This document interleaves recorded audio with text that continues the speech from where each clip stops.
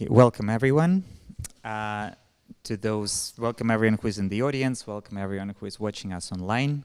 My name is Denis Maksimov. I am a curator of the exhibitions and public programming here in Pushkin House, and it's our pleasure and honor to welcome Philip Bullock, who is the head of the judge panel of the book prize, Pushkin House Book Prize, which happens, the ceremony of which will happen next week. You are all still welcome to get tickets to that. It's going to be a lovely evening just outside of the Pushkin House in Swedenborg House. And Philip is, especially for many of you, don't really need much of the introduction, but I still do that. He is a professor of Russian literature and music at the Oxford University and a fellow of the Whither College. He is an author of numerous books, including the last one on Pyotr Ilyich Tchaikovsky.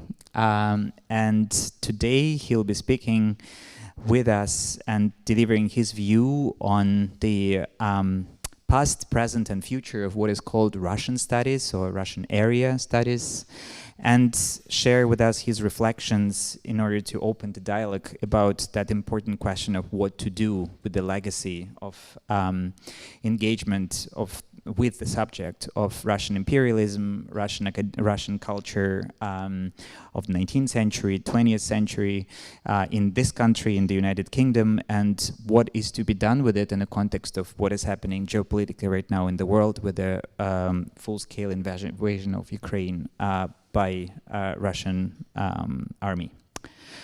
Thank you so much, Philip, for being with us, and the floor is yours. So after Philip's talk, we'll take questions from the audience, both online and from you.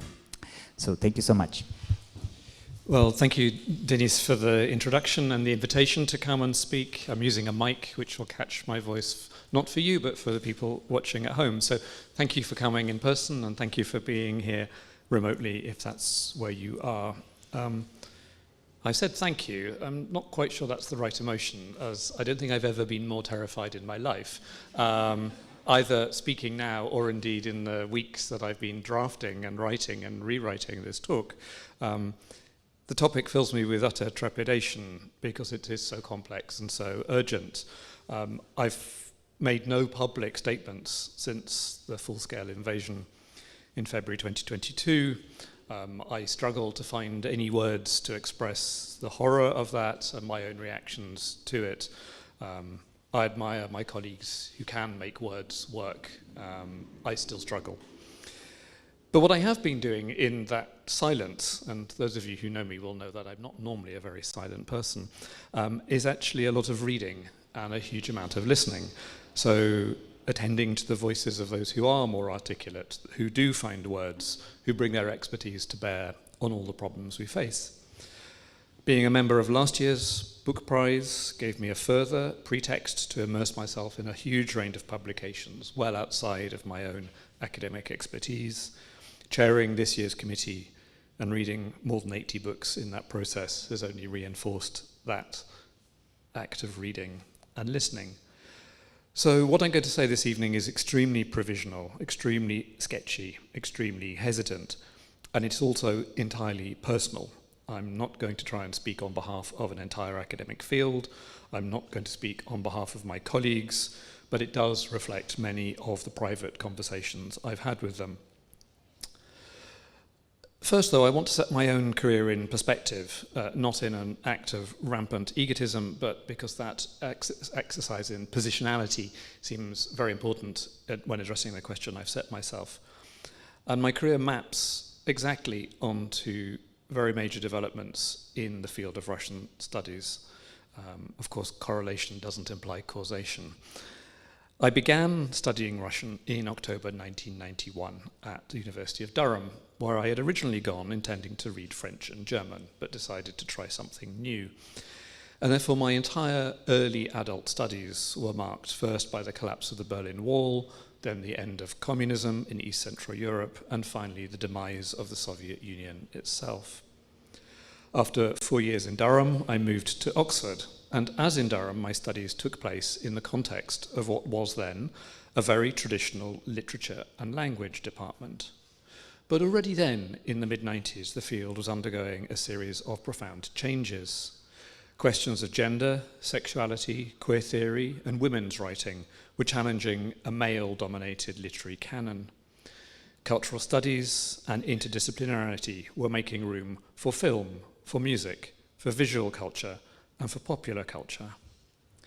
Questions of empire, colonialism, and theories of Orientalism were brought to bear on the study of history and culture. And those are just three of the developments that I found myself at the centre of at the time. There were practical developments too. The opening of the archives enriched and upended previous historical narratives. The abolition of censorship allowed for greater freedom in the present and restored previously unknown figures to the historical record. The story of the emigration could now be reincorporated into the mainstream.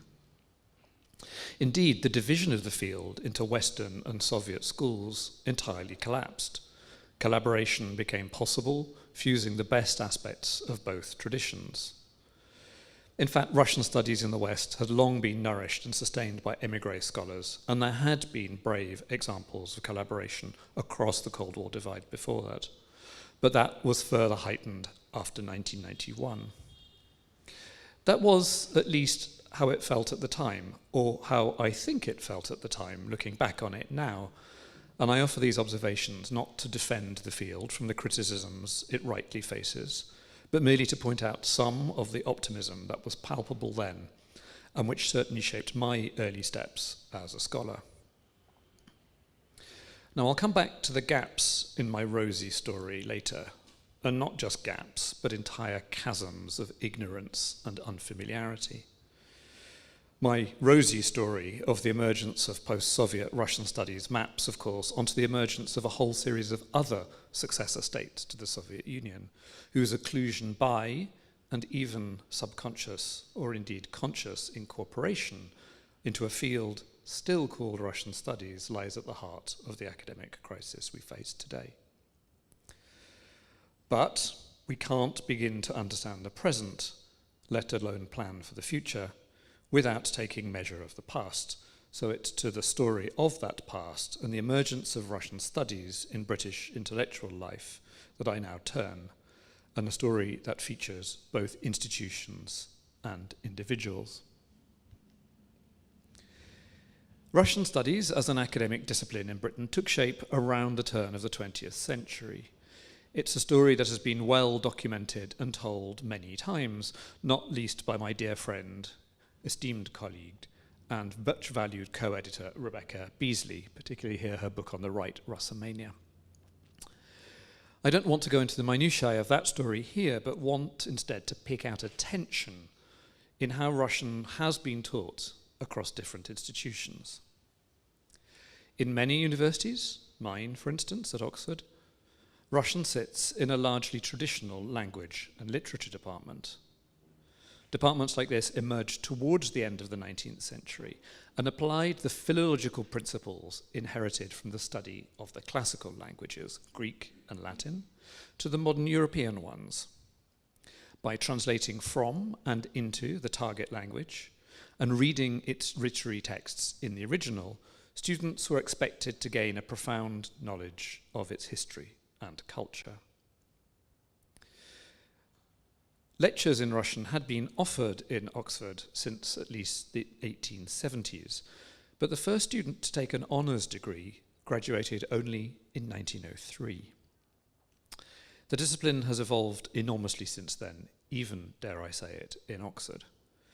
But arguably, it still operates within a nation-state paradigm, i.e. the assumption that there is a close, essential, even organic relationship between a country, its people, and the language they speak.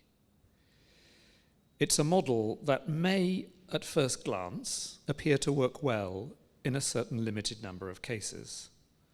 Let's think perhaps of France, or of Spain, or of Portugal, or to take the case of Germany and Italy, both emerging as nation states in a modern sense towards the end of the 19th century, at the very moment when departments of literature, language, and philological study emerged in the Western world. Or to take some of the states which emerged from the collapse of the European empires at the end of World War I, Czechoslovakia, Poland, or Finland. When I say emerged, we better really say re-emerged.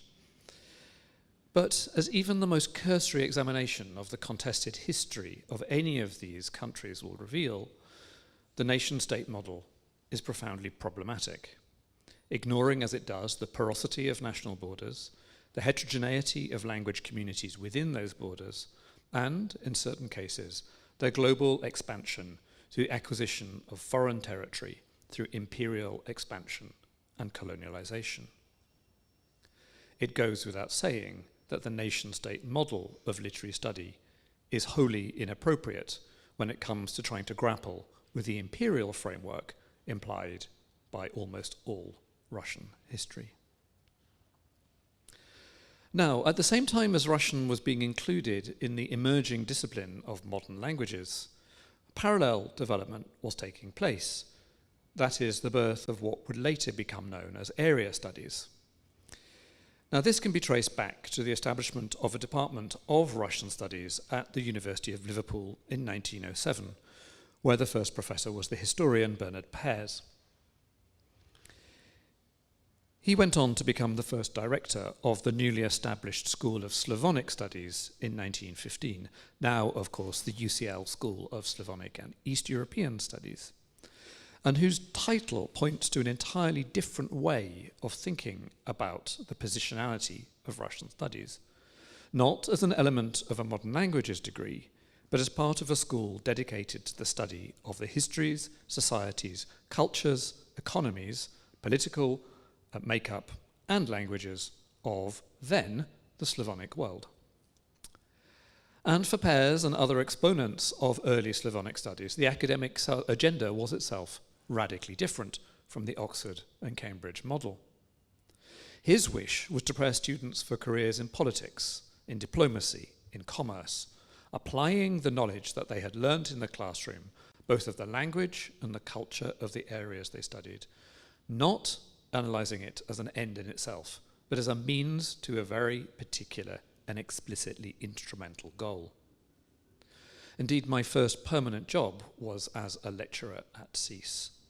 I was appointed exactly 20 years ago, and working along scholars from very different academic disciplines, economics, politics, history, area studies, and representing a wide range of cultures and languages that I'd never studied alongside before, was a life-changing experience for my development as a Russianist. Now, it can be easy to insist on an overly schematic distinction between these two diverse legacies. There are elements of both traditions in almost all Russian departments around the country, and individual scholars often work across the border between them.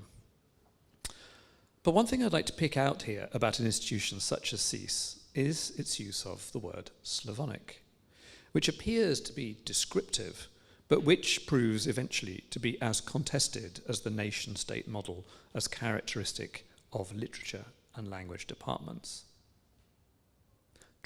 Just try to describe the part of the world we work on. Eastern Europe? Well, that has been rejected by many in the region, as it suggests something distinct from Western Europe, a hangover perhaps of the Cold War division of the continent along political lines. Central Europe emerges in the discourse of some, with strong connotations of the German Mitteleuropa, deliberately leaving the status of Russia unresolved and ambiguously out with. Slavonic doesn't help entirely either, as it opposes a philological category, that of the Slavonic languages, on a region where a large number of non-Slavonic languages are spoken: Finnish, Estonian, Hungarian, Latvian, Lithuanian, Albanian, and so on. And hence, the School of Slavonic Languages had to acquire East European to accommodate that. Some of these issues are traced by Milan Kundera in his essay, A Kidnapped West. Apologise for the typo. Here he laments the tendency to consign Central Europe to the East, which he sees as a zone of Russian domination and uniformity. He notes how many 19th century Czechs embraced what he calls the ideology of the Slavic world. He goes on, the Czechs loved to brandish naively their Slavic ideology as a defense against German aggressiveness, alluding here to the fight for self-determination that was such a feature within the Austro-Hungarian Empire. Yet as he goes on, the Russians, on the other hand, enjoyed making use of it to justify their own imperial ambitions. And here he cites Karel Havlicek's statement that the Russians like to label everything Russian as Slavic so that they can later label everything Slavic as Russian. This seemingly simple word, Slavonic, or here Slavic, can mask underlying ideologies, and the regional focus implied by area studies entails problems as intractable as the nation state. Now, this institutional history can make our contemporary debate sound very inward-looking, but it's important to trace it nonetheless, as it has implications for the ways in which knowledge is produced and disseminated through teaching and research within and outside the academy. Unless we're aware of this legacy, it will be hard to work out how to address the present situation. At this point, I want to bring in another phrase from my title, Russian Studies Beyond the Academy. And I'll turn later to the contemporary relevance of what academics may be doing to address the question of Russian culture in a broader public context. But it's important to note that the initial emergence of Russian studies in Britain was also driven by writers and translators working outside of the university system. Indeed, at a time when there was no such discipline as Russian studies within the academy. As scholars of the reception of Russian literature in Britain have pointed out, the first wave of translations of Russian works was very much the product of talented amateurs who learnt the language independently and were often inspired by the political exiles who found their way to London, and indeed who gathered in the reading room of the British Museum. And here is Vladimir Lenin's application for a reader's ticket under the false name of Jacob Richter. Although there were some translations of Russian literary text in the first half of the 19th century, it was really the Crimean War that stimulated readers to want to explore it more deeply, with a view to understanding the enemy more closely. And here are two translations from that period with brilliant titles. Home Life in Russia by a Russian Noble. That's actually Dead Souls. And Sketches of Russian Life in the Caucasus by a Rus is Hero of Our Time. They are presented as travelogues, ethnographic guides to life. I teach these novels regularly, and they are no such thing. Russian culture was always driven in Britain by geopolitics. And this emerging interest in the 19th century brought together antithetical emotional registers. Intense love on the one side, and intense hatred, or at least equivocation on the other. It was, for instance, the exiled political revolutionary Felix Volkovsky who first encouraged Constance Garnett to learn Russian, thereby initiating her long career as the most prominent and influential translator of Russian prose and some drama from the mid-1890s through to her death some 50 years later. Garnett worked alongside another revolutionary, Sergei Stepniak-Kravchinsky, and their collaboration further illustrates the role played by a radical political movement that saw literature as a way of exposing autocratic, illiberal, obscurantist Russian rule. It was a tradition that was equally full of idealism, whether painting a highly romanticized view of the ethical values of the Russian intelligentsia or the simple, honest goodness of the Russian peasant. Russian literature offered a panoramic world of heady moral complexity and emotional truthfulness that far outstripped what English or French literature could offer at the time. Several decades later, Virginia Woolf summarized what British readers had found in her famous essay, The Russian Point of View, published in 1925. The novels of Dostoevsky are seething whirlpools, gyrating sandstorms, waterspouts which hiss and boil and suck us in. They are composed purely and wholly of the stuff of the soul. Against our wills we are drawn in, whirled around, blinded, suffocated, and at the same time filled with a giddy rapture. Out of Shakespeare, there is no more exciting reading. As you can see, this hairy chestnut, the oldest cliché in the book, the Russian soul, has already made its appearance. And in reading Chekhov, she says, we find ourselves repeating the word soul again and again. It sprinkles his pages. Indeed, it is the soul that is the chief character in Russian fiction. I must remember that as an essay question for future students. Delicate and subtle in Chekhov, subject to an infinite number of humours and distempers, it is of great depth and volume in Dostoevsky. It is liable to violent diseases and raging fevers, but still the predominant concern. There is actually nothing Russian about the Russian soul. It's merely a translation of the German Seele. They got there first. That's for another time. But this is the third factor in my emerging story of discipline of Russian studies, its relationship to public interest in literature and culture, very often mediated by translators and critics working outside of the institutional structures of the academy. This was a pattern that re-emerged during the Cold War, when geopolitics played an important role in shaping and sustaining Russian studies as an academic discipline, and when, in fact, many of our modern departments were first founded. Established in 1951, the Joint Services School for Linguists employed a number of émigrés to train Russian scholars, primarily with the aim of producing linguists who could analyze Kremlinological problems and act as interpreters and translators for the state and for the military. Now, many of these students went on to careers in academia. I was taught by 3 of them as an undergraduate, although they only told me about this later. Others, such as Michael Frayn and Alan Bennett, went on to excel in the arts. And one graduate of the course, the poet and novelist D.M. Thomas, observed that the course had created a generation of young and influential Britons who had generous, respectful, and affectionate feelings for Russia, the eternal Russia of Tolstoy, Pushkin, and Pasternak. It is, of course, a myth, but no less powerful for being such. And as in the 19th century, the instrumentalization of the study of Russian in the service of political ends had unexpected cultural consequences.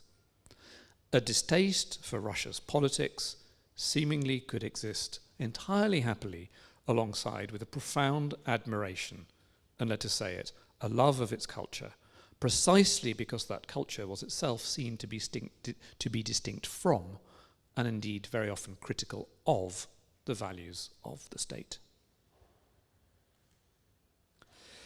That's a very schematic account of where Russian studies came from, but one which I think has certain resonances for our present day. As I mentioned at the outset, our field began to change after 1991, but looking back, one can see fundamental blind spots in the way the discipline was already constituted then. You have already noticed, I'm sure, how many times I've simply referred to Russia and Russian studies, whether talking about the imperial period or the Soviet era. Such terms serve as catch-all phrases that dramatically efface the complexity and diversities of identities and societies within the historical territories of those two systems of administration and statehood, imperial and Soviet. A convenient shorthand it may be, but it is one that also not only effaces alterity, but which effectively serves to Russify it, or at least imposes a hierarchy of power and value in which Russian becomes predominant and normative. A tendency to follow the legal precedent of seeing the Russian Federation as the successor state to the Soviet Union has overshadowed the emergence of a whole series of newly independent countries within the post-Soviet space. And looking back on my own intellectual formation, which maps onto the modern histories, of course, not just of Russia, but of Ukraine, Belarus, Moldova, the Baltic republics, the countries of the Caucasus, and the countries of Central Asia. I see now how little attention was paid to those stories, other than where they impinged on my own Russian interests. Even within the field of Russian studies, properly and scrupulously defined and delineated, a highly centralized perspective has meant that we have often seen history and culture from the perspective of Moscow and St. Petersburg, overlooking regional diversity and non-Russian stories and identities. Although as an undergraduate, I had the great fortune to study in Siberia, in Krasnoyarsk, and then down the Volga, in Ulyanovsk, almost all of my subsequent visits to Russia as a graduate student, and then as a postdoc, and then, at long last, as a tenured academic, were to the capitals. A function, of course, of the centralization of archives and libraries, but more deeply a reflection of a methodological fixation on the imperial core. The full-scale invasion of Ukraine in 2022, and before it the illegal annexation of Crimea in 2014, have brought these disciplinary questions into a sharp state of urgent ethical debate, and it is to that I now turn. A dominant topic for discussion within the field at the moment is that of decolonising and diversifying it. In part, this relates to a broader impulse within the humanities to shift attention from the imperial centres by focusing instead on the colonised territories, sometimes called peripheries or margins, perhaps better just other centres, as well as on the experience of those who are subject to imperial domination. It's a paradigm that has proved fruitful in many languages and cultures, and so it has in the case of Russian studies. The history and nature of the Russian Empire is by no means a new field of inquiry, as foundational works by Susan Leighton from 1994, Eva Thompson from 2000, Harsha Ram from 2003, or Nancy Condi, 2009, all reveal. Similarly, the journal Ab Imperio has been at the forefront of historical discussion of the nature and operation of imperialism in the Russian context. The point is emphatically not to fall into a state of complacency and suggest that everything has already been done. Rather, it is to indicate a debate that has been transformative when it comes to our understanding of what Russian studies might mean, and to ask what remains to be done. Even here, in reframing how we read canonical literary text through a post-colonial prism, there is a risk of unintentionally reinstantiating a long-standing hegemony of Russian classical literature. I'm thinking here of Pushkin's southern poems, Lermontov's Hero of Our Time, or, in the Soviet period, texts such as Babel's Red Cavalry, or Platon's Jan, all of which I cite because I teach them explicitly in order to map the ethnic and cultural diversity of the territory of the Russian Empire and the Soviet Union. I'm also thinking of Elif Batuman's New Yorker essay published in January 2023, Rereading Russian Classics in the Shadow of the Ukrainian War. But as well as reframing how we teach the classics, it's become imperative to bring in voices from outside the mainstream who offer a different perspective from those from the imperial centre. And here I'd like to signal a second, more recent shift within the field, one focusing on the literature and culture of the Russophone world more broadly, whether within the boundaries of the empire or the Soviet Union or globally. Now, the emigration of large numbers of Russians, and let us not forget a large number of other nationalities after the Bolshevik Revolution, lay behind the development of Slavic studies in the United States in particular, but also here in Britain.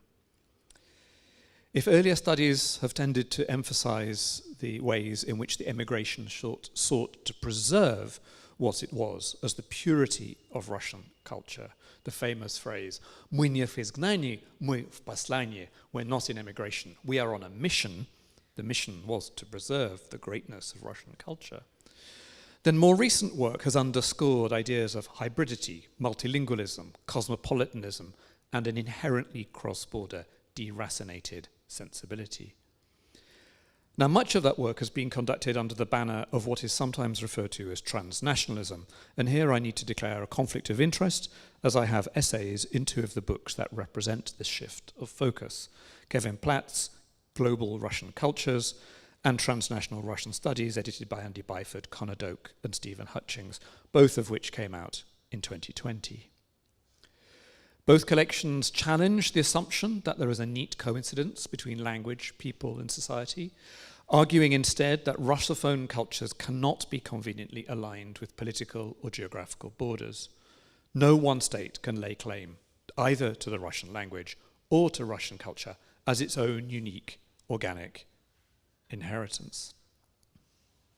These and other books in the same spirit embody an inclusive and diversifying agenda that seeks to de-hierarchize Russian culture and identify the diverse locations in which it may happen. As with the practice of decolonization, it aligns with developments elsewhere in the study of modern European languages and the humanities more generally. Transnational Russian Studies is just one in a series of books that also covers French, German, Italian, Portuguese, Spanish, and now the East Asian languages. Yet the idealistic spirit that underpins these initiatives sits uncomfortably, I fear, with a different yet seemingly related impulse on the part of the Russian government to speak on behalf of Russian culture in an explicitly global context. Founded in 2007, the Ruski Mir Foundation seeks to deploy culture and language as a form of soft power, although its ostensibly non-governmental nature barely masks its use as an explicit tool of foreign policy. Rather like a whole series of Russian legislative initiatives on the status of what are referred to as the Sootchestveniki, the compatriots, the Ruski Mir project co-opts a language of global inclusivity and transnational world citizenship in order ultimately to reinforce a strong notion of centralized Russian statehood. That applies at the level of countries that once formed part of the Russian Empire and Soviet Union, referred to as the Bliskoe Zarubezhye, the near abroad, a phrase I've always found insidious, as well as the wider diasporic community. Similarly, the current Russian administration deliberately draws on a language of diversity when it comes to referring to the ethnic, culture, social and linguistic makeup of the Russian Federation itself, the Rossiyski rather than the Ruski, thereby creating a spurious discursive justification for geopolitical adventurism in the politics of its immediate neighbours. So the question is, how might we retain the liberalising, inclusive, diversifying spirit of transnational Russian studies or global Russian cultures? And here I'd like to signal a special issue of the journal Forum for Modern Language Studies that was published just last week. Here, the editors of Transnational Russian Studies have curated a series of diverse and surprisingly dissonant responses, both to their original collection, but also to a piece that they wrote for this journal, reflecting on the impact of the invasion of Ukraine has made for their field. They ask, to what extent was our transnational approach still necessary or even valid at a time when the Russian army was literally transgressing national borders? How do our calls to transnationalize the field coincide with and differ from the voices now calling with increasing urgency to decolonize it? To what extent do the epistemological and ethical moves that we called for offer a useful or sustainable framework for Russian studies in the midst of war or even after it? As well as these methodological reflections, they raise the question of where the boundaries lay between academic work and scholarly activism. What is the responsibility of the researcher, trained from day one in the conventions of objectivity, distance, sober reflection, scholarly citation, and dispassionate peer review when it comes to the horrors of the war we see in front of us every day? I'm not even going to begin to summarize the variety and complexity of the arguments contained in this recent edited edition of Forum for Modern Language Studies, but just recommend it to you as a resource to consult. At the opposite end of a scale, another development is taking place which seeks to provincialize Russia. Taking its inspiration from Dipesh Chakrabarty's Provincializing Europe of 2000, scholars, and here is a conference that took place in Germany last year, have been asking what it would mean to provincialize Russia to marginalize it and its culture in order to clear space for other voices.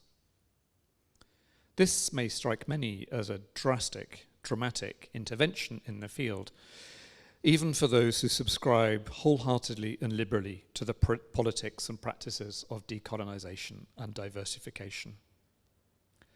But going back to my account of the emergence of Russian studies as an academic discipline, we might recall how separating the toxicity of Russian political life from the seeming nobility of its culture was a central strategy of many early Russophiles. How now might we continue to admire what is sometimes still glossed as the greatness or the grandeur of Russian culture without unwittingly legitimize its power politics and military expansionism? This topic of greatness is one that Anna Narinskaya, another of this year's Pushkin House Book Prize judges, will turn to on the 11th of June, and I urge you to attend that and hear what she has to say. This relationship, this tension between politics and culture is hardly new, but it's incredibly important, because one of the most unnerving aspects of Putin's second presidencies, so many of them I've lost count, has been its recourse to narratives of history and culture and greatness in the artistic sphere to substantiate and legitimize its geopolitical claims. Yes, of course, that use or abuse of culture is fallacious, tendentious, and wholly illegitimate, but it is there.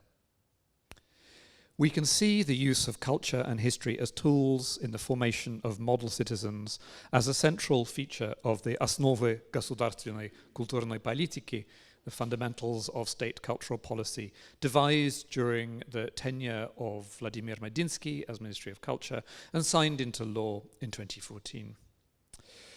Russia's Foreign Minister Sergei Lavrov has been filmed reciting Pushkin's Klevetnikam России to the slanderers of Russia on several occasions.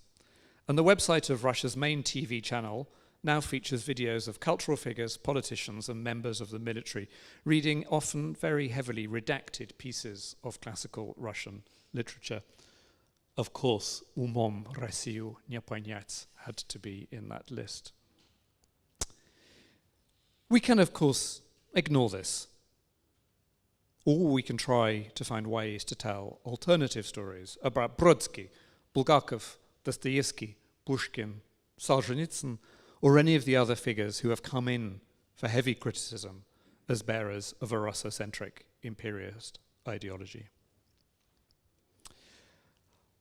A final phase in the discipline involves naming. There is a notable trend towards renaming institutions which previously included the word Russia or Russian. And that can, of course, be an authentic and meaningful step towards a more inclusive understanding of the region on which we work. The department in which I work in Oxford used to be called the Sub-Faculty of Russian and Other Slavonic Languages. We have since become the Sub-Faculty of Slavonic Languages, signalling fully and visibly the expertise and commitment of our colleagues in Czech, Slovak, Polish, and Ukrainian, alongside our Russian focus.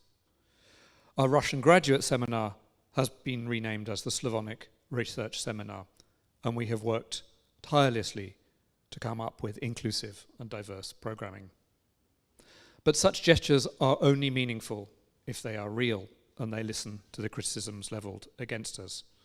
And I'm here mindful still of Kundra's strictures about the covert Russification implied by the term Slavic. Even within departments of Russian studies, there's been a notable tendency to refer to Russophone culture, a gesture that seeks to break the link between nation, language, and people, and to account for the asymmetries between societies and communities. Other bodies too have made similar gestures. Already some time ago, what was called once AAASS, the American Association for the Advancement of Slavic Studies, is now known as ASIS, the Association for Slavic, East European and Eurasian Studies, with its change of name marking a rejection of one regional focus and a widening and diversification of its field of inquiry, although some still filed Eurasian, a deeply troubling word for other reasons. I also recommend the report it produced in summer 2023 on the state of Russian studies in the US as interesting reading. But I also want to signal an organisation that I've only just become aware of, Ruta, differently constituted, and one that has emerged since the Russian invasion of Ukraine, led by scholars and activists from the region. And it signals through its name its principles, an association for Central, Southeastern, Eastern European, Baltic, Caucasus, Central and North Asian studies. A more signal example of the provincialisation and marginalisation of Russia as the hegemonic cultural and political force in the region would be hard to imagine. In the remaining minutes, I just want to raise one further institutional factor determining the future of Russian studies, at least in the UK. Everything I've said so far implies a widening of the field and a deepening of our understanding of a more diverse range of languages, cultures, and peoples. And boringly, but importantly, that entails a very considerable expenditure of resource, precisely at a time when the academic study of modern languages is, to put it mildly, in flux. At a time when we need more and more specialist knowledge, the UK is training fewer and fewer linguists. Indeed, the humanities in general are faced with major issues of funding and public confidence. And there is a sense that the whole university sector is faced with a very uncertain future. The kind of education required to gain a profound critical understanding of a language, its literature, its people, its history is immense and requires time and investment on the part of both teachers and learners. When we turn to the rich and complex map of languages, peoples and cultures represented across the territories once encompassed by the Russian Empire and the Soviet Union, not to mention East Central Europe, that investment becomes yet more considerable. Our field has often been transformed, and transformed for the better, by moments of crisis. But it would be a bitter irony indeed if the war in Ukraine led only to increased investment in Russian studies, precisely because it is seen by those in power as strategically important for geopolitics and diplomacy. Of course, we cannot afford to lose our national expertise in Russian matters, but that must not be at the expense of any other language, culture, society, or people. But let us leave that question to academics, administrators, bureaucrats, and university bean counters. The institutional crisis, and actually let me not use the word crisis, faced by British universities is nothing when compared to the daily trauma undergone by the Ukrainian victims of Russia's cruel and relentless war. I can't leave you with a note of hope, I'm afraid, but I want to think of at least one way forward. And it relates to the fact that we are sitting here, at least some of us, in Pushkin House. One of a number of cultural organizations that sustain our intellectual and cultural life and deliberately and purposefully stimulate complex and difficult debates underpinned by scholarship and learning. There is, it seems to me, relatively little evidence of any wish on the part of cultural organizations to cancel Russian culture, despite a few well-publicized instances early on in the war. Likewise, public interest and fascination with what once might have been called reductively and carelessly Russian culture remains strong. This situation creates an opportunity for us all to engage in telling new, more complex, more nuanced, more uncomfortable stories, to foreground new voices from the region, to highlight overlooked and unfamiliar narratives and elements of its volatile history, and to challenge the narratives coming from the Kremlin.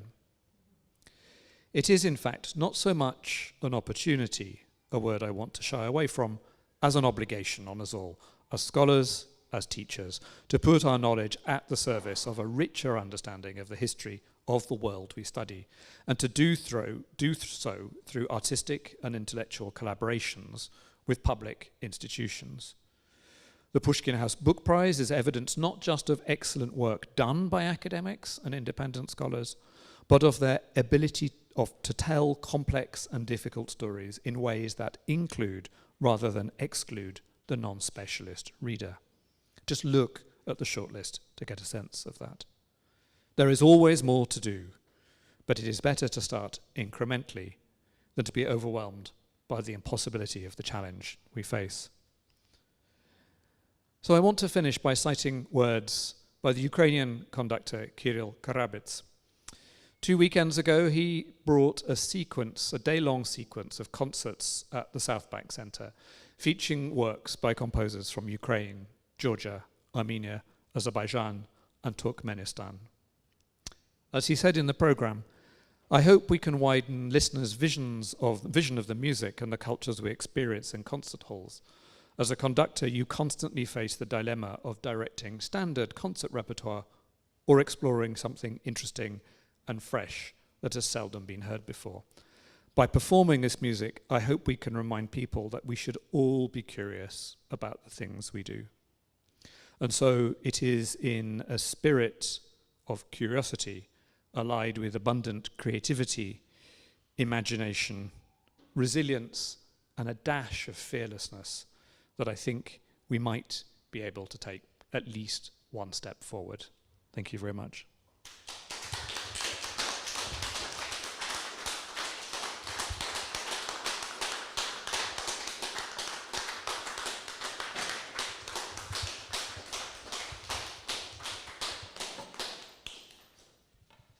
Thank you very much, Philip. You got a very big bravo from the audience. It was really illuminating. Thank you so much. I have a lot of questions actually myself. And I'll use the privilege of being a host to ask the first one. You mentioned it very brilliantly in the beginning of the talk, speaking specifically about the fascination that is directed to the Russian culture in this particular country, in the United Kingdom, over the history in 19th and 20th century. And I wonder, what are your thoughts on the ongoing conversation in the context of now decolonizing the case of Russia, specifically from the perspective of the language? Because Russian, as being translated in most of the cases, geographically, linguistically, or in relation to the state, in specific lingua franca of today, in English, is a very singular word, let's say, while in Russian language in itself, Rossiyski, Ruski are words with different semantics, let's say. So my question is somewhat speculative and provocative. Do you think that academia and as well the contemporary literary studies could somewhat try through practice to invent new words to describe that particular area, or somehow deconstruct that word in a sense that this confusion of, again, and sort of enveloping the whole case of geography and language in one common sort of mishmash, in a way, could be way more clear to the public in the discourse, rather than, of course, very clear within the context of the academia itself? I fear that's where you need someone with far greater creativity and imagination than me. It kind of needs Anthony Burgess, doesn't it, who in The Clockwork Orange brought all of those Russian words into refresh English, and it needs someone. I'm looking into the audience here, as I know there are distinguished translators who work with language in a much more nuanced way than I can ever do, to think about that. I mean, all I do in my own practice is precisely to bring in those Russian words and explain their history, and to be very scrupulous about that. And that's so much more useful. Thinking back to Constance Garnett, she was always putting these little exotic Russian words in. You'd read about an izba, but you'd have no idea what an izba was, or a mujik. And that sort of exoticized and orientalized it and played into that British fascination. I think what you're talking about is at the totally opposite end of the ethical spectrum, which is demystification, demythologization, and of empowering the history. A couple of other thoughts come out of your question. One is about actually what kind of Russian we teach our students in university, and what we do as commentators and translators with those varieties of Russian. So our students of French or of Spanish or of Portuguese in Oxford are used to spending their time in post-colonial contexts and of learning to speak Brazilian Portuguese or Quebecois French or Creole French in parts of the former empire, or of Latin American Spanish. I think in Russian studies, I think back to my training, even though I lived in the provinces, as soon as I came back, any incorrect stress or provincialism was drilled out of me into a sort of MGU Moscow standard. Everyone's nodding in the room. I was taught to be kulturna. It was not kulturna to speak that way. And I think that was a loss. I think we weren't thinking about the lived experience of our students who were spending time interacting with Russians who spoke different kinds of idiolects, and Russian speakers who were often first speakers of another language and who brought that experience to bear on their Russian. Of course, now we can't send our students to Russia, and so they are living and spending their study abroad periods in Central Asia and the Caucasus and the Baltics. They can go anywhere in the world. They could go to Brighton Beach if they wanted.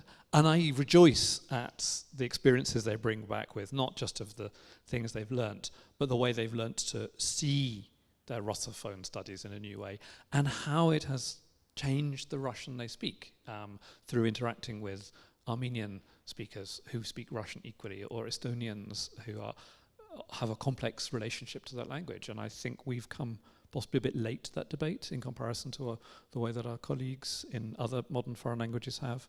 And the final thing is, I find it can be easy to berate ourselves as a discipline, but I also have to remind myself of positionality here about what it means to be English or British, or to be speaker of a certain, as you can tell, highly normative version of received pronunciation English, in a world where I'm actually a minority speaker of this language, and my experience of being that kind of speaker is challenged by the different Englishes in the world. And I think that's the other process I think we should be thinking about, is the other Russians. And here, I mean, not people, but the other varieties of the Russian language as an expression. And again, looking to the translators in the room, how do we capture those post-colonial Russians that have emerged from writers in the Caucasus, in Central Asia, in Israel, in America, and that hybridity? That's a real challenge for finding equivalence in our translation practices. So I've given you some answers, and the solutions have to come from a whole group of other people. And the second question I have is more relating to geography, actually, because another interesting, I think, and I'm just interested in what you think about that idea, because again, the subject of the borderlands in general is not only the case study that is very much relating to the Russian case and the case of the Russian history, but it's actually something that is pretty interesting comparatively to see in what exactly happens with identity in those particular spaces, not only with language also, but with relating to the history, relating to as well to the ways the identity formed through reception of the literature.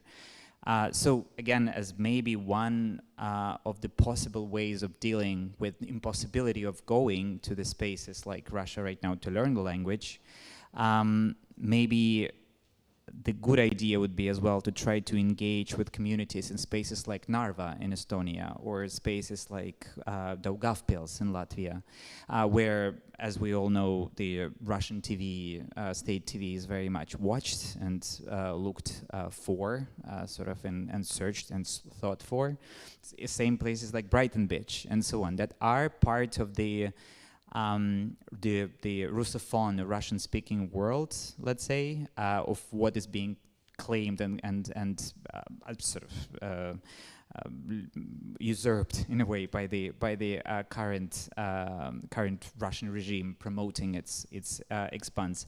But do you think universities as well, that could be one of the turns of the subjects as well in researching of the borderlands, instead of trying to, again, identify the name for non-identifiable region? Because you also brilliantly referred to that subject, and we every day encounter that problem here in the Pushkin House, how to exactly frame the geographical region that we're dealing with, because there are no non-offensive words at this particular point. So therefore, it's just the gibberish of synonyms, actually, in most of the cases. So maybe the refocus from trying to frame the region should come in the opposite direction, towards the swamp, say, not towards the clear water.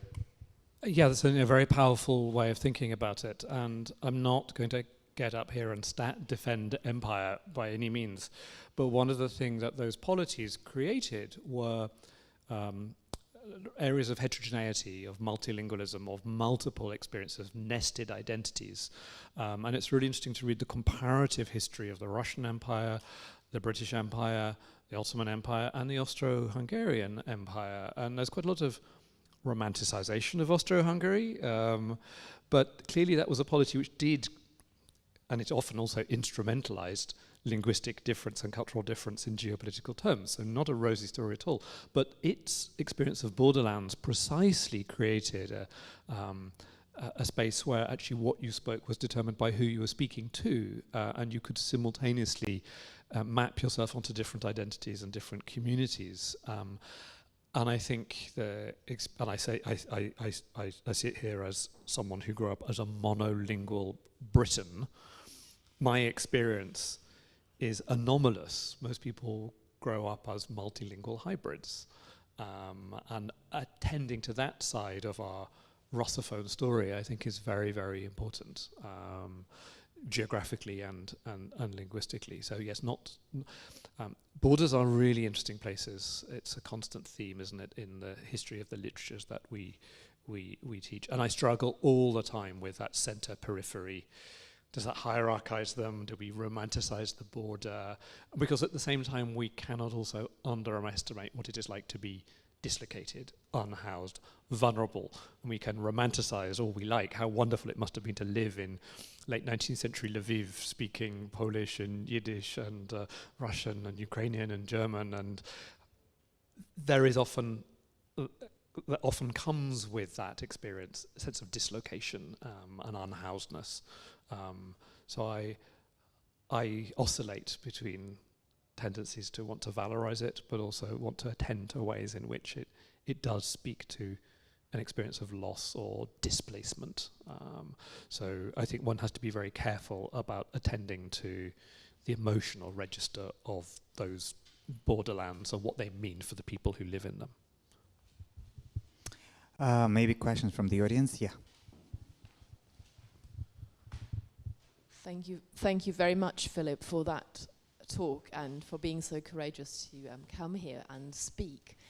I very much actually like the tendency towards provincializing Russia a bit, because the moment you silence, and I'm a Russian scholar myself, so I'm kind of affected myself, but the moment you silence the dominant voice, you start hearing all the others, and oh my God, they are interesting. And before that, you never quite understood that they were even there.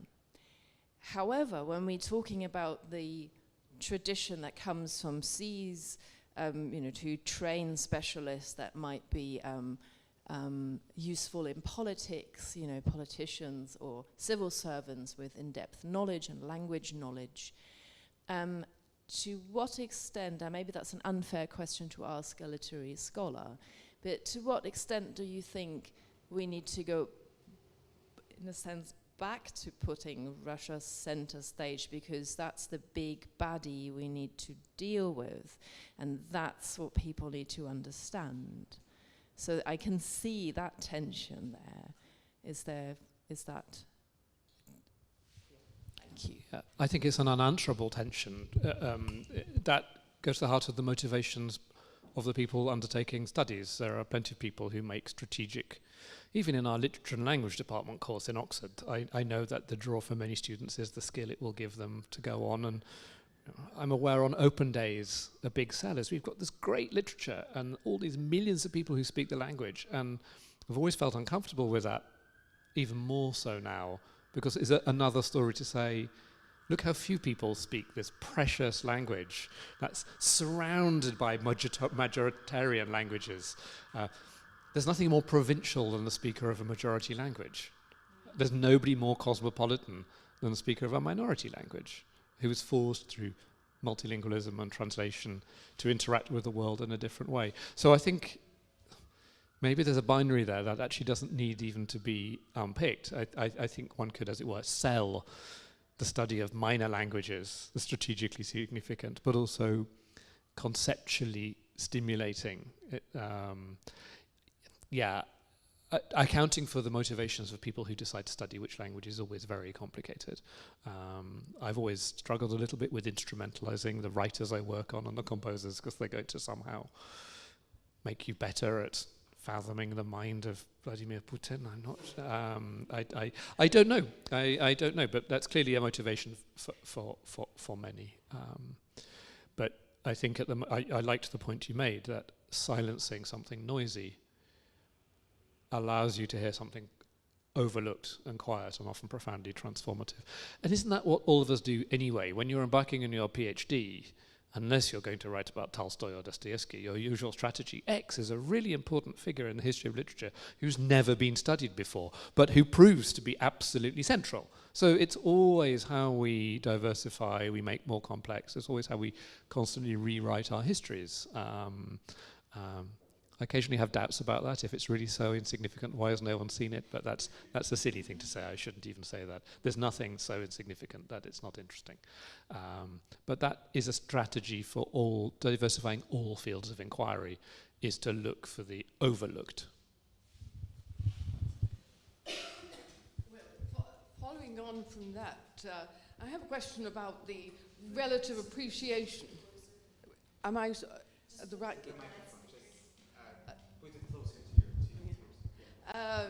The relative appreciation of Russian literature in the 20th century, which was enormous in France, where so many emigres settled, and Ivan Bunin lived there, he wrote there, everything is translated into French.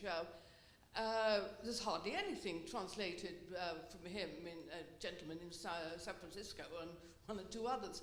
And in more recent years, this country seems to be not impervious, but not very open to Russian literature. Akhmatov, Nobel Prize winner, and he is translated into French, everything he's written. But there's relatively little in this country. Is there a reason for that, or is there the ancient French link? I mean, you're right in one way, that when one looks at the number of books translated from all foreign languages into other languages, given the very large number of English speakers in the world, English publishers can be quite cautious. Going into an Italian bookshop, you can see whole runs of Japanese authors or of Finnish authors or of Swedish authors. And I do a lot of reading in French and in German and Italian of authors that I don't read the languages of in other regards, who've been brilliantly translated into those languages, who haven't made it always into English. And that's long been the case. And very often when we get a new voice in English through translation in this country, it's a publisher has picked up a name at the Frankfurt Book Fair who's gone down really well, and they've sort of tried it out in Germany and it's gone down okay, and there's some reviews. So that, I'm agreeing with you, and I'm going to disagree with you, because there is an extraordinary generation of very committed translators.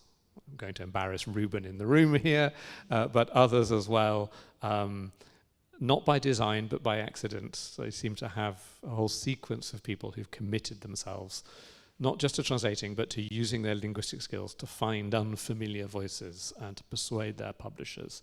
So I agree, there is a I think not a lack of curiosity on the part of readers, but a certain caution on the part of some publishers. It goes back to my sense that there's nothing so provincial as the speaker of a majority language. But there are great signs of hope. There are mentoring schemes, there are smaller presses who publish, very often in an area they find congenial, or they build up a relationship of trust with the translator, and they say, what would you like to do? And I'm not going to name a whole host of names because I will then forget other people, but that's important. And one final thing is I read their works. I love reading works of Russian literature in the English translations of my wonderfully talented former students. I take no credit for their talent. They come talented and somehow survive 4 years of me. But watching them find voices, advocate for them, and refresh our English through what they're doing. And the final point has to be, we must go beyond the Russian voices. We must be prioritizing. Ukrainian is a very obvious one, but the languages of the Central Asian republics, of the Caucasus, of the Baltics, and where those countries have good cultural organizations who manage soft power well, tactfully, respectfully, that's great. We should be working more with all of those. And so I'm going to celebrate CEAS here, because that's an institution which teaches many of the languages of this region, and trains future translators to give us books in Hungarian and Estonian and Finnish and Romanian. But to go back to Josie, I mean, people said, do you not worry that Russian culture is being cancelled? I think if I didn't see another translation of a Tolstoy book or go to another Tchaikovsky symphony for a while, I wouldn't feel impoverished. I would feel impoverished if I didn't get the new books and the new works promoted by people like Karabits in the concert hall or translated by wonderful new imaginative translators. So I agree, and also I see signs of extraordinary hope in the field. Generated, of course, by the ghastly events we see, which are making us much more attentive to difference and diversity.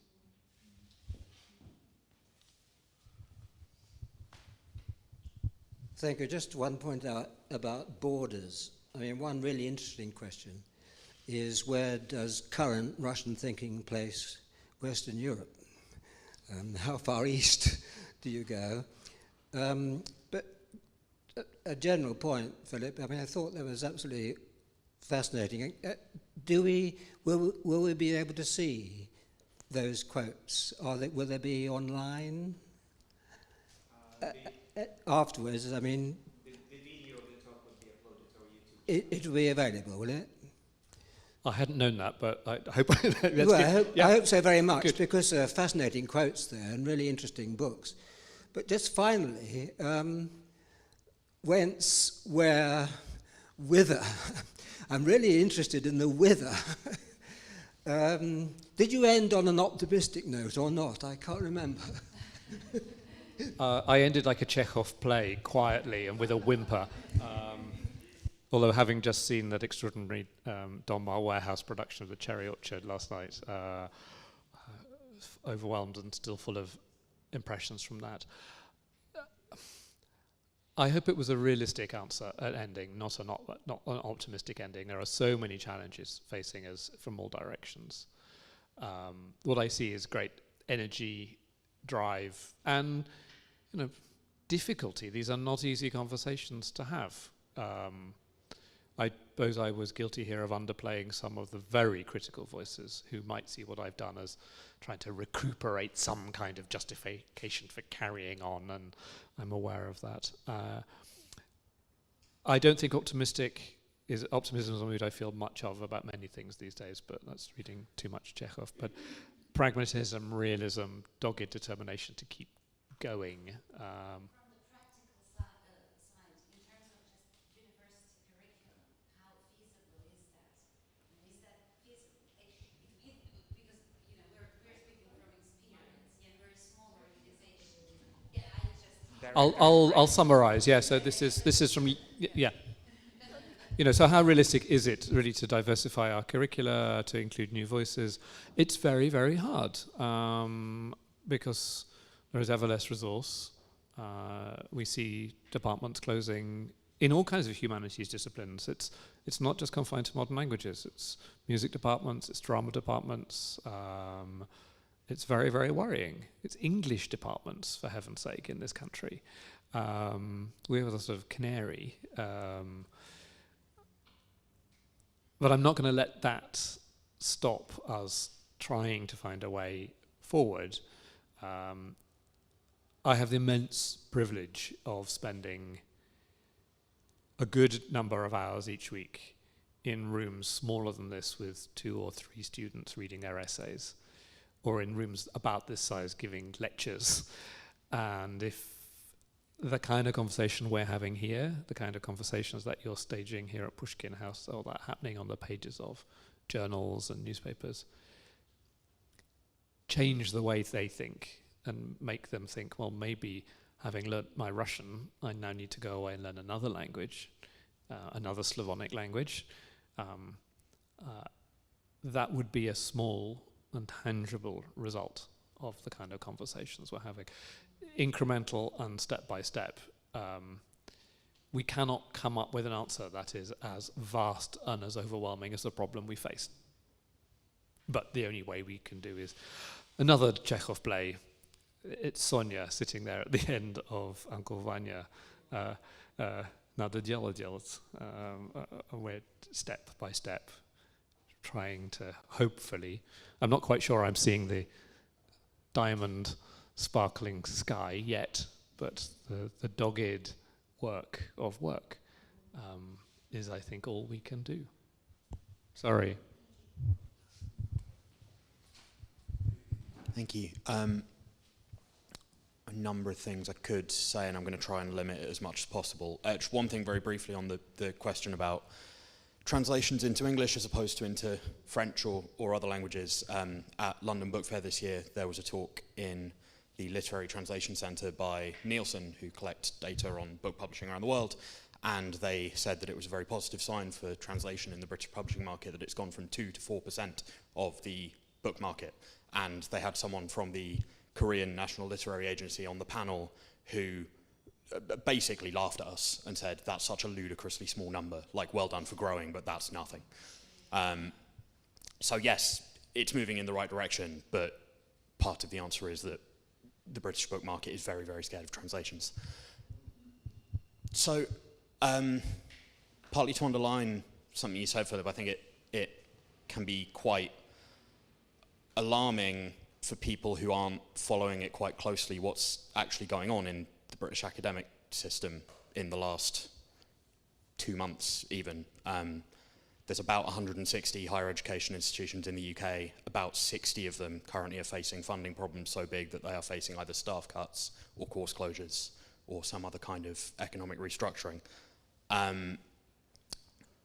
That means that entire courses are being cut. That means students who are currently on degrees are going to have to stop doing those degrees. And wanted to underline that and say, actually, I think, although, Philip, of course, you're right, that doesn't even compare slightly to what's happening in Ukraine, that there are actually tangible comparisons between what students in Ukraine are going through, where courses are being closed, institutions are being merged across the country. I've been trying in a small way to talk to Ukrainian students about how that's happening and how they're trying to fight against it, and that's important work that needs doing more. But I think there's another kind of linked thing here, and I'm going to try and not make this too sprawling, but to give you something tangible to answer to rather than just me giving some answers. I think there's kind of a related thing here of I'm skeptical sometimes of talk about decolonising curricula as opposed to decolonisation as a thing that happens between nations.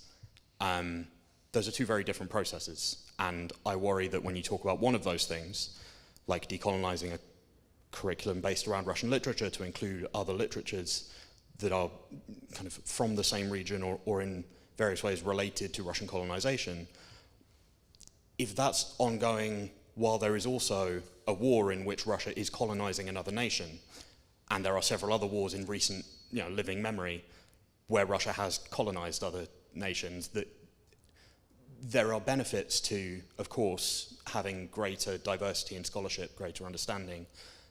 But there's also a lie that we're telling ourselves, right? Which is that academia works as this kind of perfect forum for the exchange of ideas internationally and the discovery of more knowledge, and that is going to in some way inform and benefit the changing of the world, which I think actually might require some quite different answers and quite different action.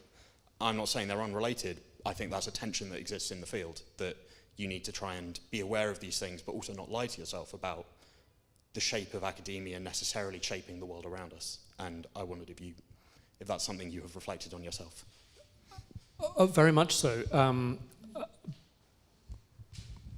Precisely because the debate, as you say, around decolonising our teaching syllabus is different from the historically contingent process of dealing with a legacy of empire. The word looks similar, they're different practices, and the third element in this is, as it were, decolonising oneself and one's mentality and thinking. And that's an ongoing process. And the point you were coming to at the end, I think, goes, the way you began with, to this question of instrumentalization of knowledge that I've sometimes brought in, that we teach people languages so they can become diplomats and they can know better. And it can be quite flattering because it sort of might make us think we could change the world in that way, and I've always slightly resisted that. But maybe there's a little bit of me which feels as if educating and teaching and research might change people in other ways, but maybe it doesn't. It is a very convenient story we tell ourselves of the power of pedagogy to change anything. I have to hope it might, but I think it's very hard to be clear as to how that ever happens, other than just keeping on trying doggedly. I had thought about how to end this, going back to Roger's question, and I had thought about all of the endings to Chekhov plays, and then I thought about, what about fail better? And then I read up and discovered that fail better is now horribly overused in every management consultant, sort of how to be a better. But actually, if you go back and read the whole context out of which Beckett is talking, it's so bleak about doing anything. And I don't think I can ever become that bleak about the possibility. But I suppose you put your finger on the very problem of what scholarship and research is doing. Is it an instrumental practice for changing the world or preparing cadres for professional life? Or is it the pursuit of something for its own sake? And that itself is not unpolitical. To create a space in writing, in poetry, in thinking, in art, in music making, that exists for no other reason other than its own self, is an extraordinary reproach to an instrumental, transactional model of human relations in the world. So maybe I've been reading too much Rancière or Badiou or French theory, but a little bit of me kind of has that in it, is that the truly political is always the aesthetic, and that its presence in our lives is a thorn in a transactional, ideational sense of relationship between individuals and institutions. Now, maybe that's just hopeless. That's another form of hopelessness. But I suppose that to finish is something I've always sought out in Russian culture. The things that got me interested in it were poets who wrote pointless verses about extraordinarily beautiful things. And that's how I first taught myself the language step by step. I'm as fascinated by that tradition as I am by Virginia Woolf's eddies and whirlpools and moral grandeur, more so. But maybe that's just a very convoluted, over-theorized way of justifying myself in my horribly privileged job, whilst we see what's happening, yes, in the higher education system in this country and in the world. But to finish on a more optimistic note, if we're struggling in the UK education system to train enough undergraduates in the way that we do, and I hope one of the things I train them in is precisely to think critically, to be that thorn in the side of transactional, instrumentalized learning by saying, I'm just going to do it for the sake of doing it, that's a win. I think it's even more incumbent to work with the South Bank, the Donmar, local theatre groups, Pushkin House, because you have an audience so much bigger than I can ever have on my Thursday morning 10 o'clock lecture on block. And whilst within the university sector it's easy to feel there's a crisis of the humanities, there is also such a thirst for learning and for adventure and for study and for inquiry and for newness, for reading still. That we need to read across from our nervousness to address that desire, and it's precisely spaces and institutions like this of all scales, the micro, the macro, the big arts council portfolio organisation and the small community organisation. That seems to me a space out of which we can answer some of those questions you are posing there. But again, it's a work of Sisyphus. Including, incidentally, the U3A, which is a wonderful forum and such thirst for knowledge. This is the University of the Third Age. I had an email from this morning saying, your website says you enjoy communicating with non-specialist audiences. Come and speak to us. So thank you, Roger, for saluting that. It's a wonderful organisation. There were also several questions online, actually, and I'll just try to summarize them more or less. So one of them was about your personal teaching experience, the change that your curriculum and in general your experience of teaching in Oxford since 2022 changed. So it's maybe broad, but and the second one was concerning the specificity of this experience to the UK academia and comparison to it, for example, to the US or to the other contexts. I really wouldn't know where to start with the last question. It would need a whole series of lectures. I'm looking at here, Yelena, to ask me to come back and do a secret. No. But yes, they are clearly very different. They're shaped by different geopolitical engagements with Russia, but they're shaped by different diasporic experiences. The French community in Paris was clearly very different in Berlin, in New York, and they all have their own stories. But yes, to how our curriculum has changed, not enormously, although we're making efforts. But one of the things one can do with a relatively conservative curriculum is upend it and teach it in a different way. And I think diversifying and decolonising can also mean, and this might seem like an elaborate justification of changing, but of subverting. But I remember a really interesting conversation with my first year students, and we have a sequence of texts. We start with Derzhavin and his ode to Catherine the Great, and we finish with Dovlatov and his suitcase.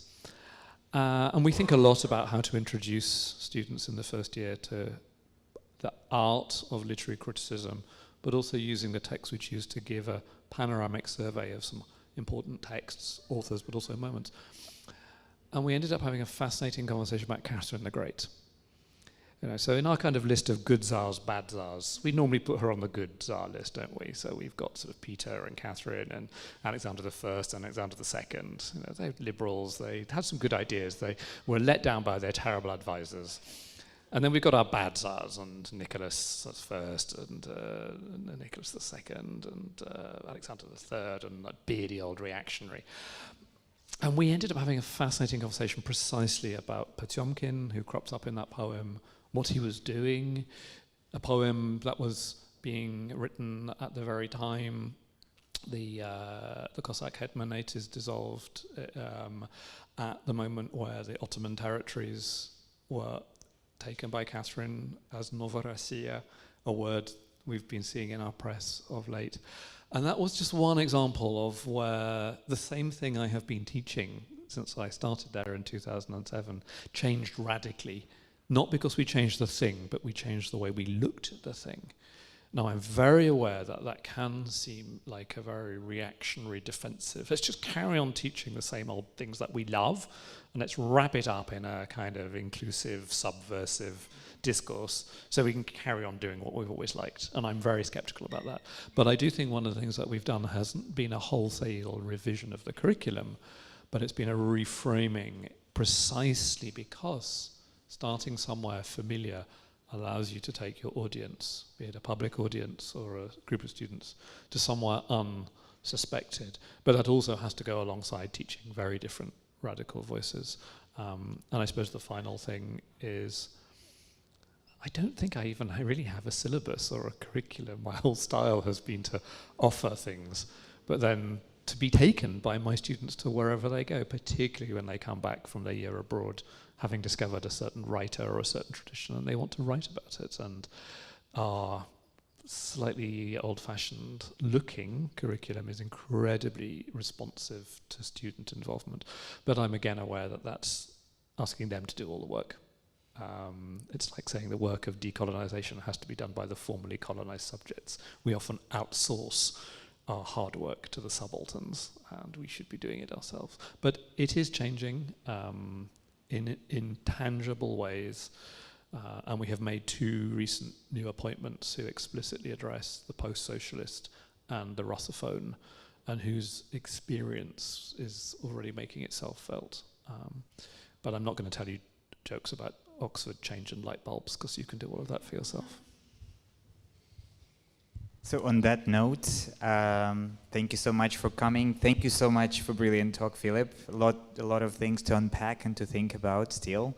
Before I will release you to the bar, I would like to just remind you that on 11th of June, another member of the jury panel of the book prize, Anna Narinska, is going to speak so somewhat very much synergically about the subject of the greatness of Russian literature in a critical way. So very, very welcome to join that talk too. It's Tuesday, and then the ceremony itself of the book prize would happen on 14th of June, just across the road, and that's next Friday. So we hope you can make it to the both. And now to the alcohol and non-alcohol.